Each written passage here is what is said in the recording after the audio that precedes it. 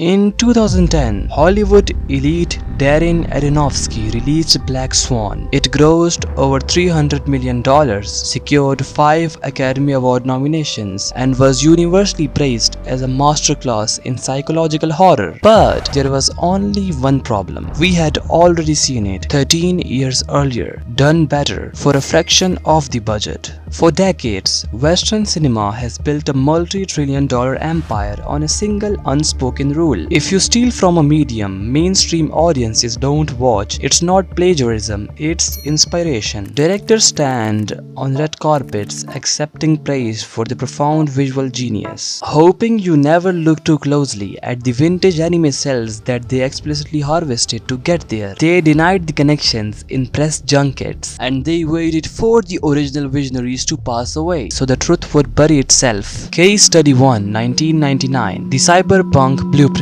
Our first case takes us back to 1999. The turn of the millennium was approaching, and Hollywood was desperate for new visual language. The explosive, muscle-bound action movies of the 80s were dying out. Cinema needed a digital upgrade. Enter the Wachowskis and their groundbreaking sci-fi masterpiece, The Matrix. The Matrix completely redefined modern action cinema. It popularized bullet time, changed fashion trends across the globe, and grossed over $460 million.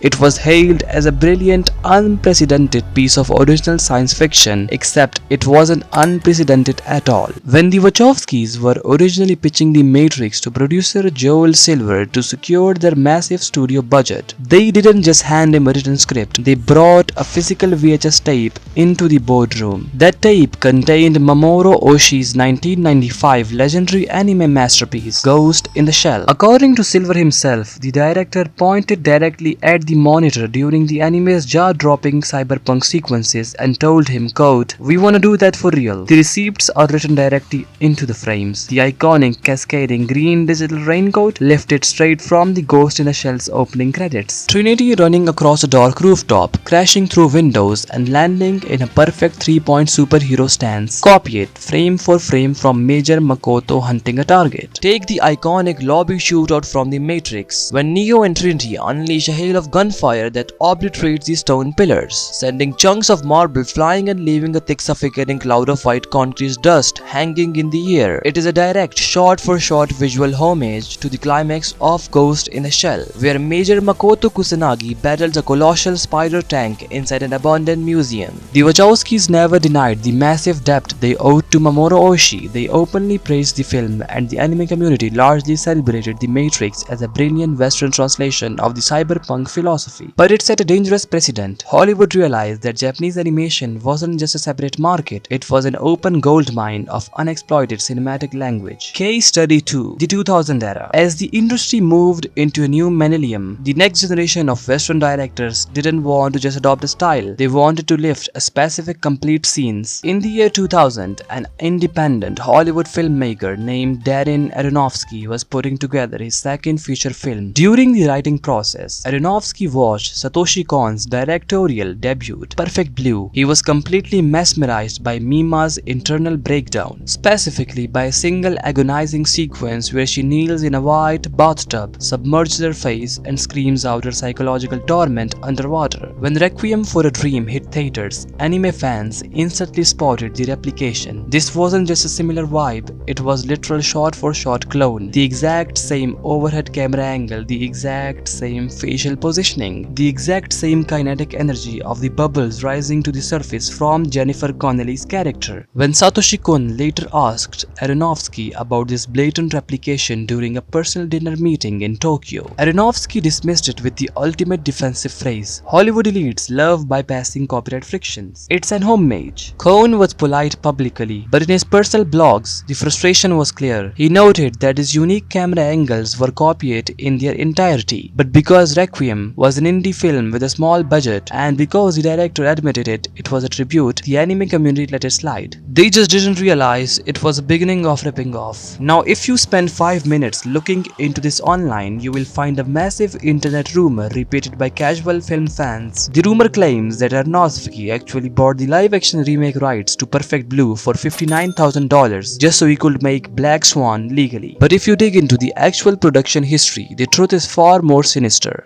According to Perfect Blue producer Masao Maruyama, Aronofsky did approach them. He met with Kon and Maruyama, expressing interest in a live-action remake. The studio was open to it, but the negotiations fell completely through. The papers were never signed. The money never changed hands. Darren Aronofsky never owned the rights to Perfect Blue. And instead of just lifting a single bathtub scene for an homage, Aronofsky harvests the entire psychological spine of Satoshi Kon's masterpiece. When the film industry notes these glaring parallels, journalists ask them directly about the Perfect Blue connection. This was Aronofsky's golden opportunity to honor a legendary filmmaker, especially since Satoshi Kon had tragically passed away from pancreatic cancer just months before Black Swan premiered. Instead, the Hollywood elite did what they always do: they closed ranks. Aronofsky flatly denied the connection. He claimed Black Swan was entirely inspired by the classic ballad Swan Lake, an old unproduced script about theatre actors, and he called out the similarities as mere abstract coincidences born from the concept of double identities. Think about the absolute audacity required for that statement. You copy a director's shot frame by frame in 2000s. You try to buy his film rights a few years later. You get rejected. You wait for him to pass away. Release a movie with the exact same psychological beats, and then look a camera in the lens and say, I have never heard of it. This is the creative thinking and the originality Hollywood is always talking about.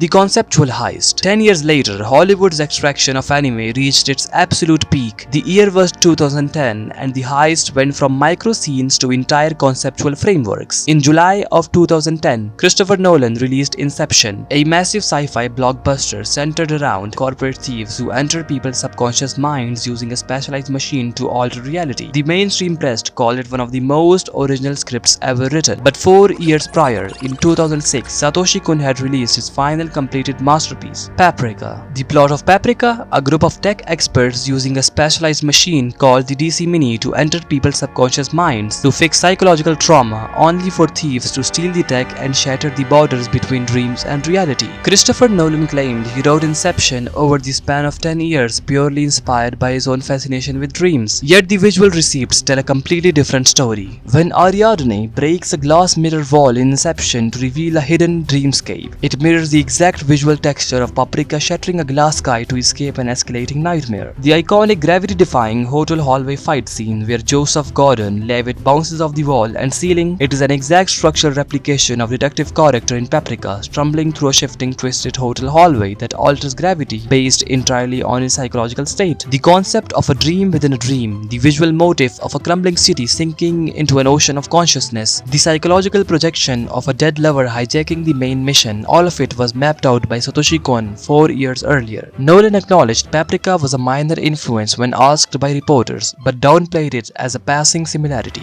The Hollywood machine protected the narrative. Inception won 4 Academy Awards. Satoshi Kon received 0 royalties or credit. So the next time Nolan fanboys tell you how truly genius he is, tell them about this case. By 2012, Hollywood's obsession with anime shifted from internal psychological thrillers to raw, catastrophic destruction. Western directors needed a way to ground superpowers in gritty reality, and to do that, they turned to the undisputed grandfather of modern cyberpunk, Katsushiro Otomo's 1988 masterpiece Akira. In February of 2012, a studio-backed indie film named Chronicle took the box office by storm. It followed a neglected teenager named Andrew who gains telekinetic abilities, loses his mind under the weight of his own power, and goes on a murderous rampage through a major city. Sound familiar? Almost too familiar. Now these aren't just small similarities. Chronicle is a live-action western adaptation of Tatsushima's descent into madness. Look at the framing. Andrew escaping the hospital wearing nothing but a loose white hospital gown while using his mind to deflect heavy military gunfire. It is a frame-by-frame mirror of Tatsuo escaping the Neo Tokyo laboratory. The climax of the film, where a teenage boy floats at the center of a swirling vortex of a shattered concrete, tearing down skyscrapers while his childhood best friend desperately tries to talk him down before the military execute him. It is the exact structural DNA of Akira. Director Josh Trank openly admitted that Akira was his primary visual thesis for the entire movie, but Hollywood wasn't done with Neo Tokyo just yet. Just 7 months later, in September of 2012, director Rian Johnson released the sci-fi thriller Looper. Deep into the second act, the film introduces a mysterious, quiet little boy named Sid. When Sid gets frightened or angry, his face contorts, his psychic power triggers an uncontrollable localized gravity storm, and he violently vaporizes anyone standing in his path. When film critics asked Rian Rian Johnson directly about this terrifying twist. He didn't hide the receipt. He flatly stated that the entire concept of Sid's character, right down to the specific visual effects of the telekinetic shockwaves flattening the grass and levitating objects around him, was lifted straight out of the pages of Akira. By 2012, the industry stopped pretending. Hollywood elite producers realized that Akira had already solved the visual physics of psychic power 24 years earlier. So instead of inventing something original, they just copied Otomo's homework, wrapped it in a live-action lens, and cashed the checks. And yeah, this is the entire sum of the history of the Hollywood influence from anime. I will see you guys soon in the next video. Till then, peace out. Please make sure to subscribe and hit that like button. It will be really helpful. These videos take lots of time and effort.